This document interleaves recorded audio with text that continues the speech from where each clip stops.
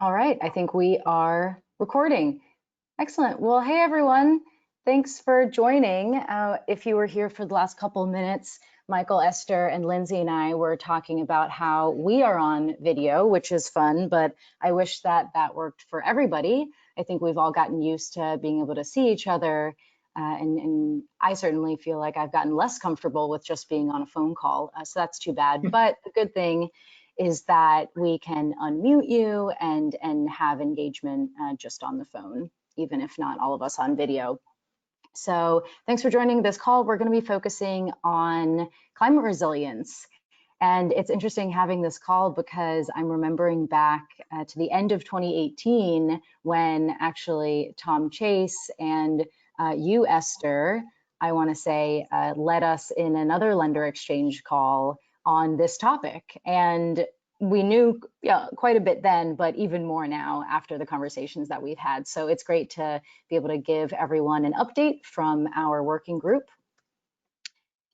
As I mentioned, everyone is muted on entry, but we are definitely not going to take up all the time with presenting. We would love to hear from folks about what they're working on in this space. And so please raise your hand. I believe if you look at your dashboard, the GoToWebinar dashboard, there's a little hand that you can raise, and then I can see that in the attendee list and I will mute you. So hopefully we can make that work, and obviously you can make use of the questions and chat boxes as well. So apologize in advance if my mouse is kind of going all over the screen. That's just me checking in on all those various boxes as we go. So I think most of you, if you're on this call, you know that this call is hosted by the Sustainability and Affordable Housing Lender Learning Network, which is the lender network of energy efficiency for all. Thanks to all of you for contributing to our online resources that we have at our website listed there. We've got our lending products database, our closed deals database. So just a reminder to check those out for energy efficiency and increasingly climate resilience finance products in the multifamily space. And thanks as always to the organizations that are represented in our advisory group. Bettina, are you sharing your screen? I cannot see that slide. Yes, there we go. Just so folks have that up. Wonderful. We were looking at this one. I was looking at this one. Thank you for saying that. And you're seeing it now? Yep. Okay, excellent. So as I mentioned, we had one of our quarterly lender exchange calls that probably several of you were a part of at the end of 2018, where we had an introduction to climate resilience finance, what's going on in that space within the affordable housing sector. And that conversation has continued. We now have our climate resilience finance working group with representation from all of these different organizations. And it's just really interesting. All of these organizations, when I'm looking at them, are doing lots of things within the climate resilience space, are really leaders. So we've had just really interesting conversations that I'm grateful for. And everyone is welcome to join us as we continue the conversation. So since everyone couldn't be represented here, we've got just a couple people who are representing the working group. Esther Toporowski from Enterprise Community Partners, as well as Michael Badakin, President Emeritus of the National Housing Trust and now President of Badakin and Associates. And I'm Bettina Bergu. For those of you who don't know me, I'm with NRDC and on the National IFA team. All right, so we are going to be talking, the content of this call is going to be pulling primarily from a new working paper that we're releasing today called Identifying, Valuing, and Financing Climate Resilience in Multifamily Affordable Housing. But I wanted to share the cover pages on this slide just to say that this is a rapidly growing area of knowledge. We are standing on the shoulders of giants, if you will. We have benefited from the work of the NIBS, Multi-Hazard Mitigation Council, of course, the Enterprise Ready to Respond Guide, the work of CNT, and so many others that have been involved in the Lender Learning Network. So these are just a selection of some of the reports that are out there that are really driving this conversation.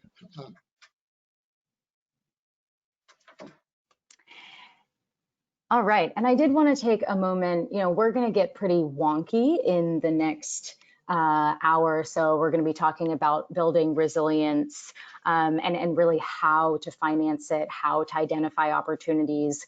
But I do want to take a moment just to step back and talk about the why we're doing this work. We had a really good conversation that was hosted by the Network for Energy, Water, and Health in Affordable Buildings, or NEWHAB, last week. So thanks, and it was on the topic of climate resilience and really how climate resilience is a racial justice issue that is primarily impacting low-income renters of color. And that is not on accident. It is not separate from other injustices. It is due to policies from housing as well as other policies from the past and from today. Both housing policies as well as, unfortunately, climate policies. We see, I'm sure that you've seen the reporting as well, climate recovery policies from HUD and FEMA are just not reaching renters because they do prioritize homeowners. So this is the context in which we're working. I really appreciated some research that came out from Spark recently, which is also a coalition project that NRDC is a part of, that elevated the fact that while climate mitigation and climate adaptation investments are really important to be making, they can have unintended consequences. They can raise property values, they can raise cost of living, and so these can lead to displacement. So that just elevated for me, and I shared with the working group, that these climate resilience efforts really need to be led by communities, led by low-income renters that are going to be impacted, so that they are intentionally anti-displacement.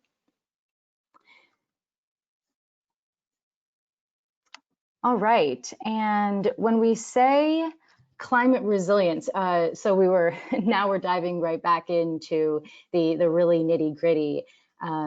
I mean, I mentioned planning. I think we all know that climate resilience is going to require planning from the local level to the national level. In some cases, managed retreat and relocation of people is going to be necessary. But in the conversations that we've been having, and today, we're going to be talking about climate resilience really on the building level and in existing buildings. So not having to do with siting of new construction and other things that are super important, but not really in the scope of what we've been talking about. So I don't know about you guys, when I first got involved in this conversation, I didn't really know what climate resilience meant. I think of energy efficiency and solar plus storage as being contributors to climate resilience in a building, but I really am grateful to the Enterprise guide that you can see a couple pages from here, that lays out really what climate resilience can look like in multifamily properties, from sump pumps, I didn't know what that was, to elevating critical equipment, to shading windows so that buildings don't get so hot. And this guide is really long and really detailed. So for anyone who wants to learn about specific climate resilience measures, then I recommend taking a look at this guide. So Michael, I think I'm going to go over to you to go into challenges. Thanks, Bettina. So the challenges can generally be broken up into two broad buckets or areas. The first is capacity. 10 to 15 years ago, we all suffered from lack of capacity to do energy efficiency. Today, we're probably in the same first or second inning of this in terms of our limited knowledge of how to measure resilience measures and how to fund them. And we're going to talk a little bit more about how to fund them, both the existing funding and how to incentivize funding later. The other large challenge is people assume, probably erroneously, that as with energy efficiency, it'll be relatively simple to describe the payback for resilience. And so by way of example, it's pretty clear that when an owner seeks a loan to lower energy costs, a lender can reasonably assume that the loan may, at least in part, be repaid from the net savings for the energy efficiency measure. That same reasoning may or may not apply to a given resilience measure in a particular building. Surely reducing the chances of a flood or a fire or wind damage ultimately benefits the owner, but when does it benefit the owner? Is it 5 years? Is it 10 years? Is it 30 years? So our challenge in this area is a little different in that we want to make sure we can figure out a way to describe the payback within a certain period of time so the lender will feel comfortable doing the measure. Thanks, Bettina. Yeah. Okay, and I think I'm just going to jump in here a little, just on identifying a little bit more on the challenges side, just and looking at building level pre-disaster resilience enhancement opportunities. So I think, and this is all again in the report, which is a great report with a lot more details and links to all of these tools if folks are interested. So we may be going through this quickly, but that will be available in the report. So again, a little to build on what Michael said, one of the major barriers to multifamily affordable housing to these owners is making their existing properties more resilient is really a lack of knowledge about which measures they should pursue. There's a big old list of measures you saw Bettina show us. Which one do I actually choose? So this was, again, a challenge for the energy and water efficiency space when the idea of conducting building efficiency retrofits was still nascent. And over the years, practitioners have really developed methodologies for identifying efficiency improvements. So today there are quite a few public entities, as you can see on here, the list, that have drawn from experience in developing those assessments to create resilience assessments, a little bit different than energy and sort of clean energy assessments. And what's different is that the assessor has to evaluate climate vulnerability, which is a little bit different, starting with hazards that are pretty relevant to properties based on where they're located. So an example of this, you could see here, we listed out the Washington, D.C.'s resilience assessment tool. And in 2018, DC Department of Energy and Environment, the DOEE, worked with Enterprise, New Ecology, more specifically, and National Housing Trust to create a tool to help enhance the climate resilience of the district's affordable housing stock. And it has three main components. So it looks at a resilience assessment. It looks at also the energy and water savings opportunity assessment, and also looks at the solar plus storage. So pretty comprehensive. And it was tested on about 20 different affordable housing properties across the district, and it's available for public use, which is pretty unique. So you can kind of dive into that. Again, the links is in the paper. Another thing that I hadn't known, until we started to dive in, is the Be Ready tool. And this is a firm specializing in risk management and quality assurance. It helps building owners and managers translate climate site-specific risks into realizable sort of resilient strategies. And it also includes a social resilience component to assess a building's occupants to climate-related events as well, which is extremely important. Another tool that we have listed that's out in the ether is the Maps for Natural Hazard Mitigation, the 2019 report. In this report, it's from the National Institute of Buildings, or NIBS, like Bettina said before, if you don't know that lovely acronym. It shows the sort of benefit cost ratio for each of the 16 leading mitigation measures across the United States. And they're maybe not as granular as the DC Be Ready tool or the other tools that we're sort of talking about, but it does give a quick sense of the degree to which several leading resilience measures are pretty cost effective on average, which is really important to folks as you're developing scopes of work. And then there's the FEMA benefit cost analysis tool, estimates benefit cost ratio for mitigation of 18 hazards, quite a few, which FEMA's hazard mitigation assistance grants are available for those hazards. And then New Ecology also wrote a hypothetical sort of case studies of the results of the multifamily tool, which is I highly recommend folks to see, to kind of look at those case studies to see real case examples. And table 1 here, it kind of shows the results that are generated that help property owners and residents determine the measures. And of course they completely vary depending on the responses. There's about 225 questions. It's very deep dive, and but you're able to sort of pull it up and make decisions about what measures based on cost benefit or risk analysis is important to you. And then I think to not leave out, you have to sort of think about how to make these tools mainstream, right? So there are tools, they do exist. We had to sort of aggregate them. I hadn't known sort of about all of the tools. So you have to kind of think a little bit more in terms of how we did in the energy efficiency days, and how do you motivate housing owners to conduct these resilience assessments and outstanding sort of questions around resilience. And a starting place is to potentially mirror the process that energy efficiency and renewable energy assessments did sort of down the road.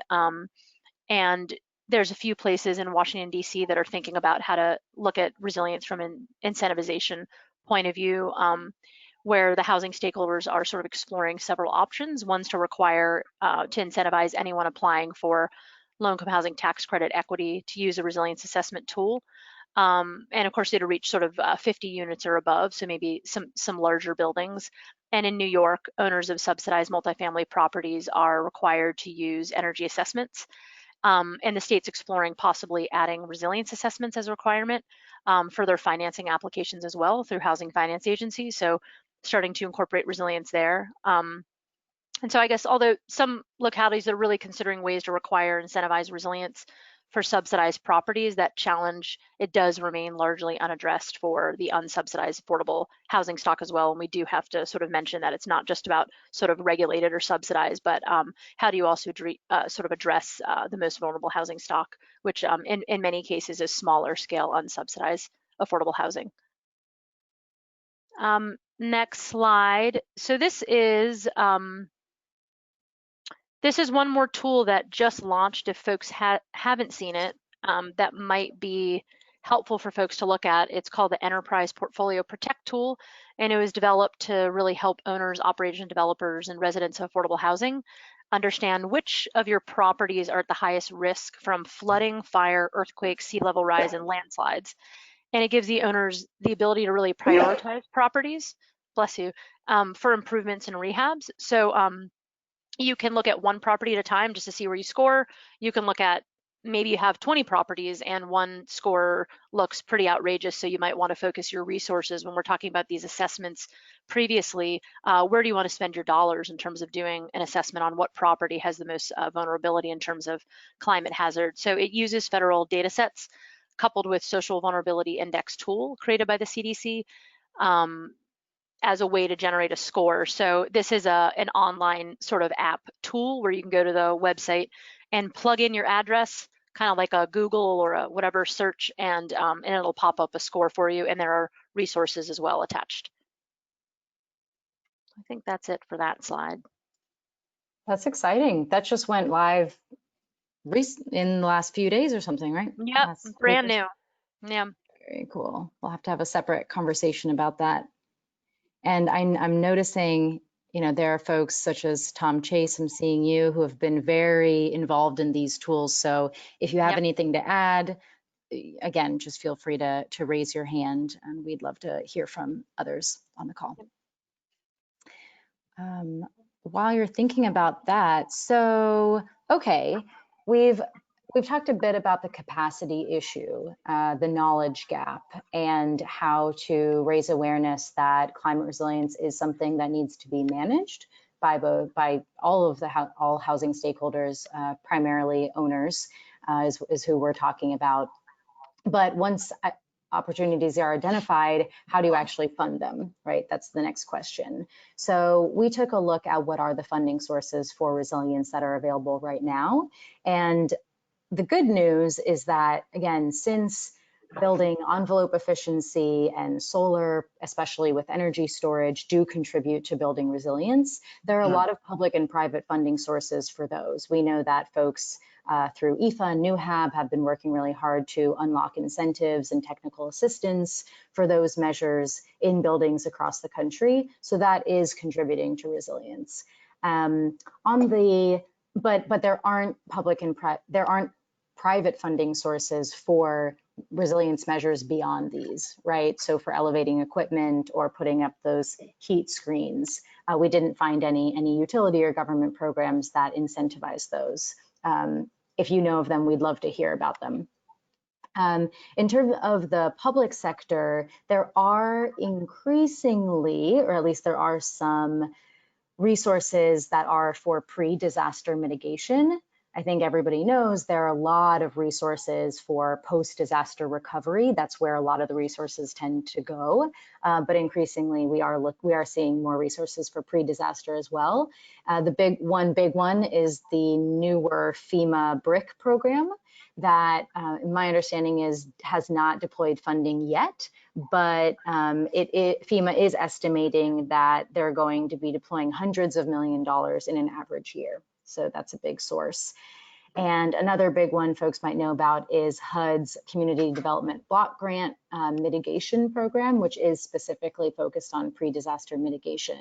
And that's great. But of course, there's a lot of demand for a program like that. It's not just for multifamily, which is a challenge. And then there are some public programs, as one might imagine, in places that are especially exposed to wildfires, flooding. There are local and state programs that incentivize owners to invest in pre-disaster resilience measures. So that's great. Yeah. Bettina, this is Michael. You mentioned this pre-disaster BRIC program that's about to be launched. It occurs to me, and I'm not sure this is the right audience, but there does need to be a campaign to make sure that multifamily rental housing, especially that occupied by low-income people, gets its fair share of those funds. So I don't want to detour this conversation, but I do want to say, for those of you on the call who are interested, we should talk about some kind of campaign with FEMA to make sure that owners of multifamily housing have access to those funds. Yeah, that's an interesting idea. I think if anyone who's on here is especially familiar with that program or has done advocacy on it in the past, we'd love to hear about that and discuss that. We could start with the EFA states where we already have networks. Yeah. And I don't see any hands right now, so we'll keep going and put that on the increasingly growing to-do list to follow up on all these issues. All right, so what we came to, probably unsurprisingly, is given the sources of funding for pre-disaster climate resilience that are available right now, we really need to see more scale, more volume, and more speed of deployment of those dollars, especially private investment. So the question is how to do that. I thought this was a really interesting conversation that we had, trying to really think in detail about the question of what is the quantifiable value of climate resilience measures, right? I think that this is something that's talked about in abstract quite a bit, that yes, of course, it's intuitive that there is value in having a higher performance building that's going to better withstand disasters and recover more quickly.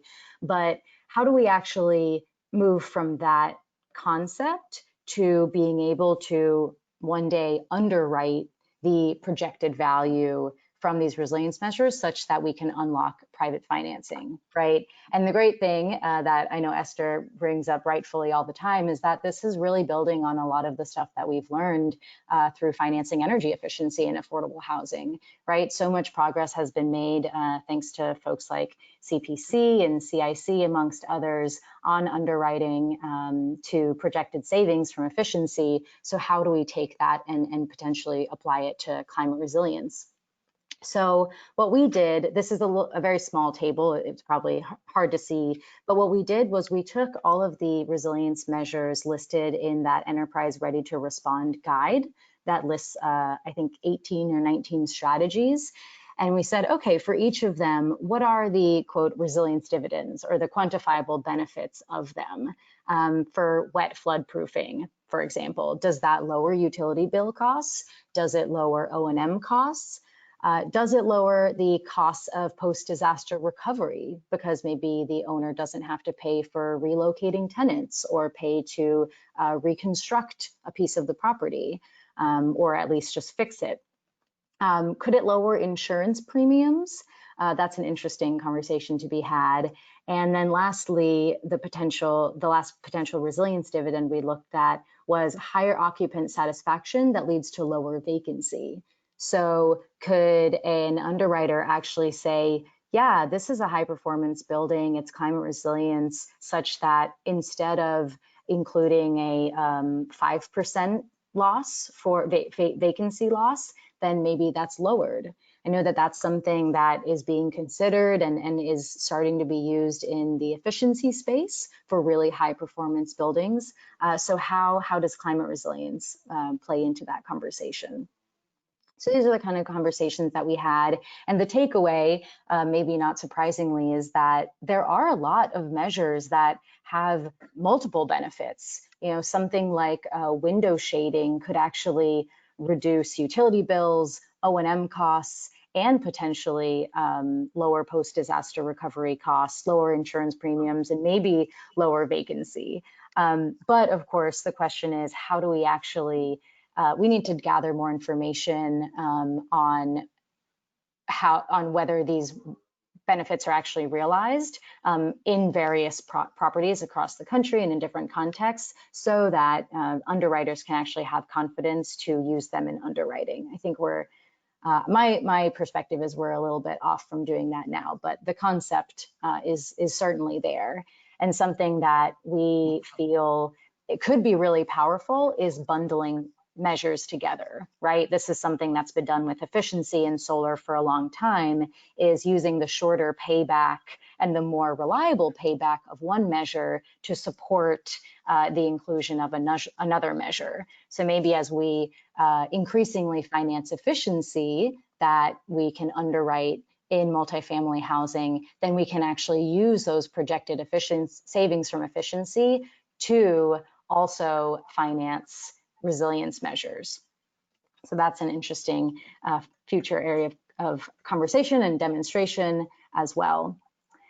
So that kind of concludes what we've been thinking about how to unlock private financing just for the property owner by looking at the benefits that accrue to them.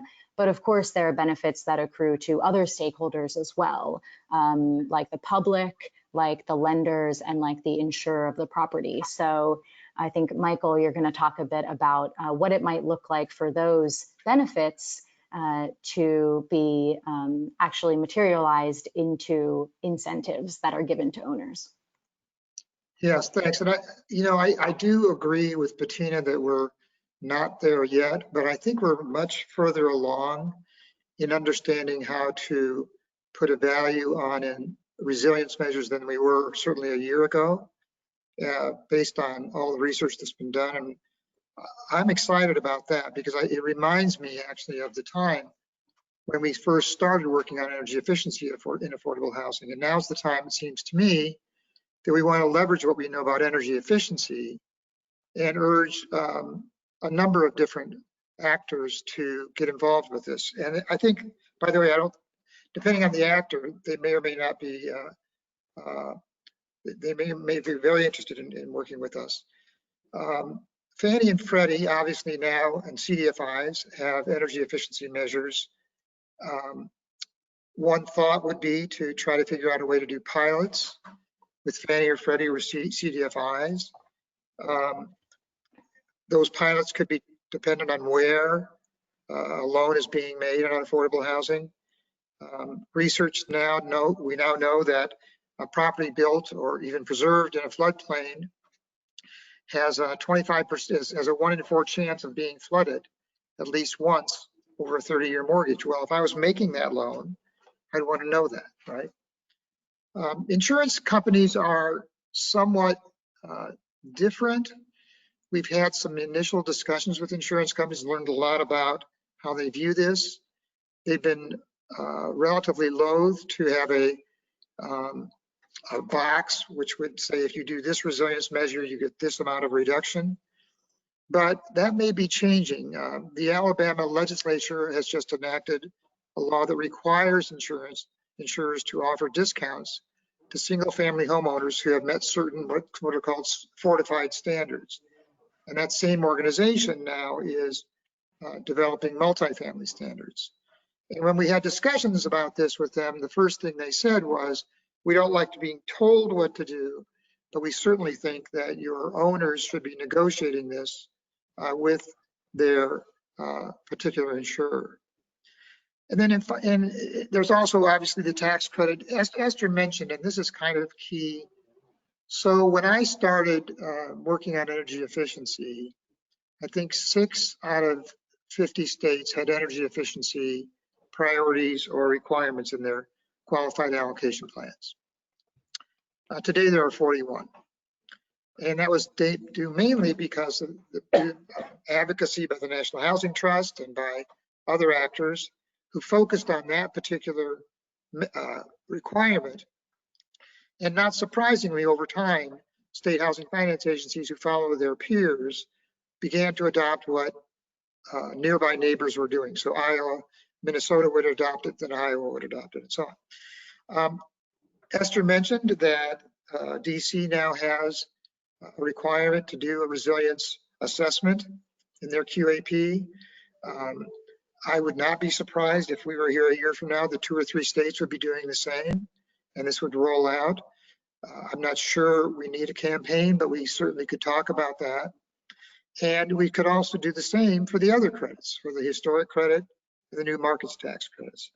And of course, because these credits are the way most of affordable housing, one way or the other, is developed, once you get into the plans, obviously owners are going to figure out ways to use those measures in their applications. 2 things that we didn't talk about on the slide that I wanted to bring to your attention that are developing in this area are CPACE and ESA. They can extend the payback for certain resilience measures for a very long time, up to 30 years in some cases. They've been used relatively little so far in multifamily properties, especially CPACE. But I know that there's at least one CPACE program in Florida that included hurricane-resistant windows, new roofs, and existing roof reinforcement and water barriers against floods. So it's only been used a handful of times. ESA, in contrast, has been used more. I think there's been one portfolio-wide ESA used to finance building envelope sealing that enhanced climate resilience. And so putting all this together, think lending by Fannie and Freddie, a pilot program, insurance at this point just negotiating, but thinking about ways to get insurance carriers to understand the value, especially in floodplains, focusing on the credits, all of the credits, and requiring or urging or prioritizing resilience measures. And then I suggest really you check out the ESA program in your state or your locality, because we do now have some examples to share with you. And those programs have a simple payback. It's a 25, and you won't really change your net operating income because it's a small amount every year because it's a very long payback. So I'm encouraged by that. Thanks, Bettina. Thank you. And I think it wouldn't be right to move past this without giving a huge shout out to, I see JQ is with us from NIBS's Multi-Hazard Mitigation Council, which has really been driving and came up with this idea of incentivization, the idea that building owners are paying upfront for upgrades, even though they're not getting, and they might not do that because they're not getting all the benefits. So how do we have incentives that shift some of that make it more make the upfront costs more equitably shared? So JQ, if you want to say anything more about what you're doing on incentivization, feel free to raise your hand, and we'd love to hear about that. But it's been a really helpful framework for our working group to use.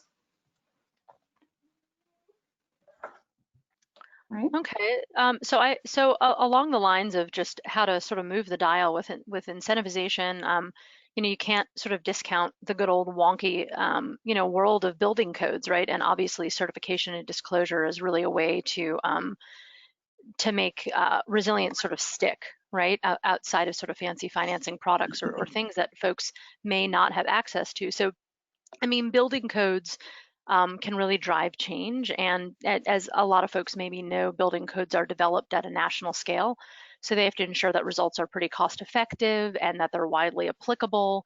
And most building codes today across the board, they favor affordability, so lower upfront costs over sort of life cycle costs, which doesn't really marry or match up to a lot of energy, clean energy, or resilience upgrades in buildings, or just baselines really. When we look at things like the 2021 International Energy Conservation Code, or the IECC, the update is going to require more insulation. It's going to require electrification readiness. It's going to require other resilience enhancements that I think will make buildings pretty phenomenal, but it does have to be implemented at a local level, and state level adoption and compliance with that and enforcement are constant challenges, and that's just something to take into account, and a place to really focus as well. And one way to encourage use of more stringent codes is really to require them as a condition of accessing public financial assistance. So that's something at the local level that can really drive change around finance and dollars available. An example of this is actually FEMA. And communities that use FEMA aid to rebuild public facilities, they have to follow new construction codes to make them resilient to future calamity, which is a pretty big change. And looking at certifications also helps sort of motivate owners to go further as well. Some certification programs listed here that are already doing some stuff around resilience. Just to list a few, there's Enterprise Green Communities, the 2020 criteria that was launched recently. Under the integrative design, there's 10 points you can be awarded to do a multi-hazard risk vulnerability assessment. That's outside of the box of what used to exist. There's the Insurance Institute for Business and Home Safety. They have a program called Fortified, if you haven't heard about it. It's a building method that goes beyond sort of building codes, and it's applicable mainly to single family housing. And then there's RELI, which is a rating system and a leadership standard. It takes a comprehensive approach to resilient design. There's the U.S. Resiliency Council building rating system. It assigns sort of 1 to 5 stars for safety, for damage, and recovery. And this one historically has been pretty earthquake focused, but it's evolving to incorporate other hazards. Like you can see with a lot of the other systems that kind of started sort of micro focused on a certain kind of hazard are expanding. There's a READY rating system that assesses organizational resilience, building resilience, and ambient resilience with a focus on earthquakes as well, just to name a few. And another area to look at also is benchmarking and disclosure of climate risk. Again, just to sort of move the dial, like building codes, benchmarking and disclosure information related to consumption and climate vulnerability is pretty critical. Many properties across the US are already requiring disclosure for energy performance in comparison with that of other similar buildings. So benchmarking those buildings is not something sort of new to the industry, and it's led property owners and their financiers to see sort of performance improvements in their own portfolios. And it's important to note that a lot of benchmarking regulations apply to large 25,000 square foot or more, which doesn't include a lot of multifamily affordable housing properties, but there's some requirements that are already in place that you can see around benchmarking. So one example is since Hurricane Harvey in Houston, they require disclosure of properties' flood risk upon sale. And that's obviously properties that you're looking at, as sort of a sale opportunity, but that is something that didn't exist in the market before. And in California, it's requiring disclosure of sort of seismic attributes upon the sale of an existing home as well. And there's an increasing number of resources outside of just that are available to help financiers to close climate risk exposure. There's I didn't know about this standard either. The Sustainability Accounting Standard Board has developed an approach on how to do this with a mortgage portfolio. And the International Financial Stability Board's task force on climate-related financial disclosures. They're also developing recommendations on how financial services companies should make climate-related financial risk disclosure. So that's really something I think, like Bettina said, from the inception of the first sort of presentation on this stuff, which was a little higher level, I think we're kind of coming to a place now where you could see a lot of standards. There's a lot of certification, starting to look at things like building code. And starting to really look at, financial disclosure, right? In terms of sale of properties and just financial disclosure as it relates to resilience and resilience mitigant. So it's imperative that we really get up to date on some of the modeling and some of the data around this to really inform efforts to move the industry further around financing resilience as we use a lot of these tools. And Esther, this is Michael. You know, you mentioned fortified in there. I think that was developed by IBHS, wasn't it? Oh, The Institute for Building and Health and Safety. And yep, if you go to their website, you'll yep, see a whole set of policies about the importance of resilience for vulnerable populations. They just yep, don't translate that into multifamily. So I think this is a good example of possible partners, collaborators in this space. Again, insurance companies don't like to be regulated, but they have this whole institute that's focused entirely on resilience measures, that's right. climate risk. That's right. And so I think, again, this is, as we think about this and where we're going to get this to the next level, I think it's working with levers in the insurance industry, in the housing industry with the HFAs and others, like enterprise green communities, which is used very much by the housing finance agencies, and pushing them along. And I think once the dominoes start to fall, it could really move quickly. It'll take a lot to get to that, but I think that's the approach. Yep, that's right. I love that. I'm hearing Lindsay Robbins' ears perk up when the mention of multiple levers being pulled is out there. I know that we're a big fan of that. And that's exactly what I was thinking about, Esther, as you were talking about these kind of foundations of resilience investment. I know Ryan Kolker is on here, and he's been doing so much work on, oh, I hope you guys can't see that. My calendar on building codes, and Melissa Malkin Weber from Self-Help, who's in our working group. She has been doing research and educating all of us on disclosure of climate risk. So all of these different people just working in all of these sub areas within this broader umbrella of work, and we all need to be doing that concurrently. So that being said, we don't have too much time, but I'm glad we do have a little bit, because I did want to invite folks. Like in our working group, we've had the benefit of getting to know each other, and we know what people are doing to put all of these ideas into practice through demonstration projects and ongoing research that's building off of this. So if folks want to share about what they're working on, or just share a comment or ask a question, then just go ahead and raise your hand. I know that I saw one. JQ, if you're still there, I'm gonna unmute you. And maybe you want to share a little bit about what the Multi-Hazard Mitigation Council has been up to. Yeah, hi, Bettina. This is GQ. I'm still here, and really thank you for the shout out, and really thank you for the opportunity. Really enjoyed all the panels, great discussion. I think for those who are, I'm going to shout out a little bit for ourselves for the Multi-Hazard Mitigation Council, then come back on this topic. But a little bit for the Multi-Hazard Mitigation Council, we are a council on the National Institute of Building Sciences in DC.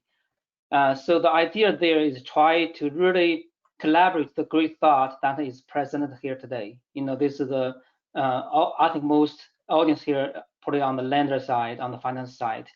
As discussed a lot today, I think there should be collaborative effort across different sectors, including building science, insurance, government programs, and finance, and all the people who will benefit from this. I think through our council, we try to create that collaboration of this national forum, you know, for all these great initiatives like this one, and also the similar ones in the insurance industry, the similar ones in the government sectors. There are all these great initiatives for the same goals, and we try to, you know, really to create the dialogues across all these different sectors to achieve the same goal. With that, I again really appreciate this opportunity, and I think this is a great start, and hopefully we will create more opportunities to work together. Thank you. Thanks, JQ.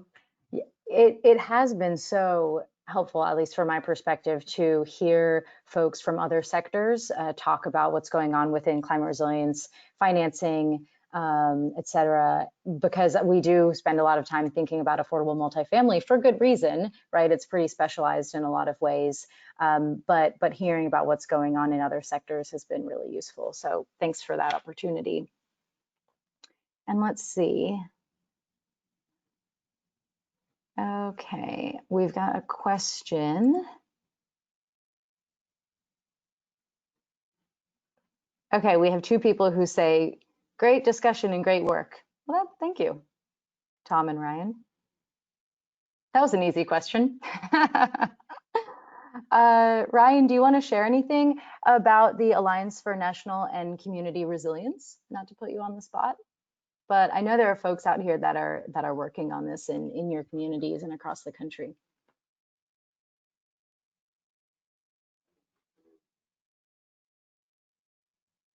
How about this?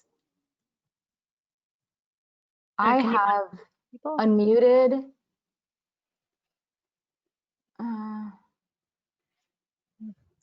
Can everyone be unmuted or? Yeah, that's what I'm trying to do. Okay. I think everyone is unmuted now by me. No.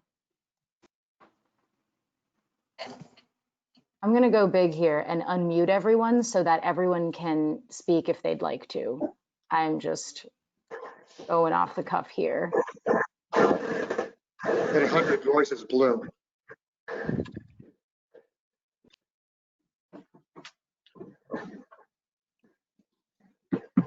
Who do we have out there?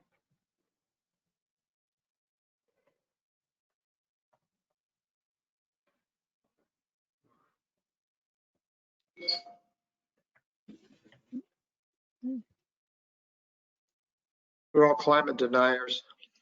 Oh, here we go. Sorry about this. This is so so bulky. I've gotten so used to it. Ryan? Yes, thank you. Sorry. Yeah, this isn't the best like collaborative space, but there you go. Go ahead. Great. Yeah, no, definitely appreciate the opportunity. So as Bettina mentioned, I'm Ryan Kolker. I actually wear two hats. I'm VP of Innovation at the International Code Council, so certainly thinking about sort of key issues related to building codes and how we can support affordable housing and resilience through codes. And then I also serve as the executive director for the Alliance for National and Community Resilience, which is looking at holistic approaches to community resilience through the development of benchmarks. And so our first two benchmarks looked at one on buildings, which is sort of the structural aspects of buildings, and one on housing, which is around affordability and availability of housing. And so certainly the interrelationship between those two issues is really key to addressing a lot of the challenges that we've identified through the working group and certainly on this presentation. And so we're looking actually for communities that are interested in piloting the buildings and housing benchmarks. So if you just go to resilientalliance.org/pilot, communities that are interested can help support that work. So really appreciate sharing all this information and really bringing together folks from sort of multiple perspectives and disciplines to really start to tackle these really key cross-disciplinary issues. Thanks for being with us. That's awesome. I did see your announcement about looking for partner communities. Ryan, do you want me to include that link and the note in the follow-up email? That would be fantastic. Cool. Happy to do that.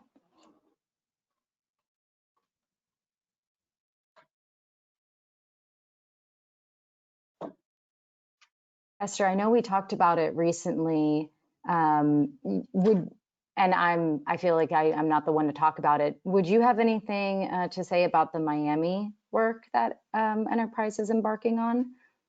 Yeah, I mean, it's it's a great sort of collaboration building off of the sort of successful work that we did a flood help post Hurricane Sandy in New York, and that's how we developed the tools that we have, our resiliency tools that were specific to New York, and basically are taking that model to a place like Miami, obviously with very large vulnerabilities around flooding. And sort of building off of, I think, Advancing Cities grant with JP Morgan, and working with the Housing Finance Agency there, working with a local CDFI, Community Development Finance Institution, on the financing side of it, and really kind of digging in and knowing that resilience is pretty unique because it's not really a one-size-fits-all. It's pretty location-based, just in terms of what measures need to be implemented, what upgrades are really needed in that locale, and knowing that it really takes a collaboration of bringing housing folks together, bringing that kind of local financing folks together, bringing public and sort of city agencies to the table to get everybody sort of moving on what really needs to be done to affect change for the most vulnerable populations in these situations. So we're doing the same kind of thing where it's almost like a help desk. You go to specific properties, we're going to roll our sleeves up and do actual projects and upgrades, and hopefully develop some sort of a tool to be able to kind of showcase what works in that sort of regional aspect. So it's a great collaboration. So we're sort of kicking that off as well. And I'm forgetting the name. I don't know if it's like Miami Help or some. There's a certain name to it as well. But I think that I'm should be a really remembering interesting Keep effort. Safe Miami. Yeah, Keep Safe. So it's a similar. We did a Keep Safe manual, and for Puerto Rico and for the U.S. Virgin Islands, obviously post disaster in Puerto Rico as well. Same type of thing where you kind of go in on the ground and work with local institutions, folks in the city, and a housing agency down on the ground to really develop tools to sort of implement. And then I think it's a really good complement to what we're doing here. I think a next step for the Sustainability Lender Learning Network and our Affordable Multifamily Resilience Group, we want to partner with that effort to say, okay, well, how do you bring financing? So now we've identified these upgrades. How do you really bring in the right resources? So it's not a one-time, one and done. Maybe there's some COVID response resources. Perhaps there's some stuff from sort of FEMA post-disaster. But how do you look at this stuff to really ensure that properties beforehand are designing things in a very specific way for mitigation efforts, and so that there is a long-term and sustainable solution for mitigation efforts to be implemented. So it's not just sort of reactionary. And so that's something that I think kind of our next phase, sort of using this report and sort of using this platform with our sort of financing hats on, really combining what a lot of folks are implementing on the ground and in the field around assessments and around really looking at buildings. So that's sort of, I think, a really good next phase. And we'd love folks that are in the audience to sort of join us. I know Bettina had a slide here on how you could sort of join the conversation with this group. That's great. I mean, that's so exciting. That's exactly what we need. Put it into practice. Just Yep. Try, demonstrate, and then iterate from there. Yep. So I think just looking at the time, we will close there. The last thing I wanted to say was that everyone is more than welcome to join the continued conversation in the working group. I will send out more information about that in the follow-up email. You'll also get the whole working paper. It's called a working paper because we are looking for input and continued conversation on the topics therein. And also wanted to say that you should have gotten an email maybe last week with an invitation to join the Network for Energy, Water, and Health in Affordable Buildings, or NEWHAB, that I mentioned. If you're not a member of NEWHAB, then you can join. And part of joining is that you get access to their Slack space. And there are tons of events and just like stimulating conversation and resources there. If you're interested in affordable and healthy and efficient housing, we actually have a Lender Learning Network Slack channel in that Slack space. So all sorts of stuff like this is going to be shared in there if you're interested in joining. And can I just give one last shout out? I just have to say, so this is Bettina's sort of last day running the ship, and she has just been the most phenomenal. She's going off to an amazing graduate program.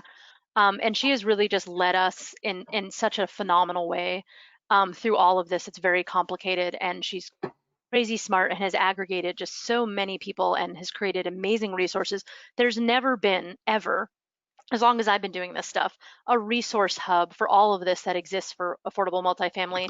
And that is compliments to Energy Efficiency for All, compliments to Energy Foundation, JPB Foundation, and folks for frankly creating a space where there is a hub and there is coordination, and just Bettina leading the charge. And I know Lindsay Robbins is on the line, and she's with NRDC as well, and she's phenomenal. And she's also going to be helping us lead the charge in terms of sort of Bettina's departure. So if there are questions, I know me and Michael are up there. Lindsay is also an expert in this space because Bettina is going off to do great things and hopefully spread the word further. So I just wanted to give a shout out to all the folks that have been really behind the scenes and involved in doing all of this.